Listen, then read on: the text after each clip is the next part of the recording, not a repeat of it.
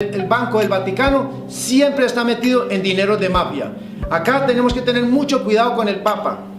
Yo respeto profundamente la Iglesia Católica, respeto profundamente a Dios, Espíritu Santo, la Virgen, Jesucristo y el Ángel de la Guarda, pero el Papa es humano y tiene intereses políticos. La oposición está pagando sus propios pecados, porque ¿quién le dijo a la oposición venezolana que pidiera la mediación del Papa Francisco? Vamos a ver, esto es algo que ellos hicieron, y lo hicieron y no pueden decir que eran ignorantes. El Papa Francisco ha sido el principal abogado de la dictadura castrista, y eso ha sido reconocido tanto por Obama como ha sido reconocido por Raúl Castro. En estos momentos el Papa Francisco, desde hace mucho tiempo, es el principal abogado de la dictadura chavista.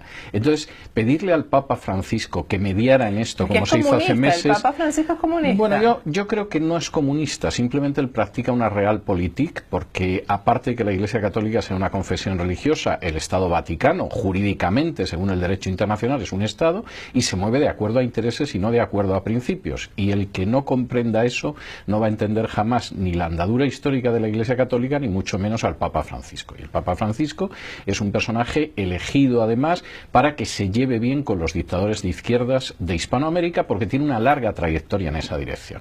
Entonces, que la oposición venezolana le pidiera al Papa Francisco que mediara, pues hombre, eso es como si la oposición cubana hubiera tenido un problema con Fidel Castro y hubiera pedido la intermediación del Che Guevara. O sea, es absolutamente un disparate. Es pedir al abogado de la otra parte que actúe como mediador, que es lo que ha sucedido. E insisto, esto no es nuevo. Bergoglio en su día escribió el prólogo de un libro que se titulaba Conversaciones entre el Papa y Fidel Castro, donde a lo largo de 50 páginas asumía toda la visión de Fidel Castro sobre el orden internacional, sobre la culpabilidad de los Estados Unidos, sobre la maldad del capitalismo y sobre que todo lo que sucedía en Cuba era porque existía, según él, un bloqueo de los Estados Unidos.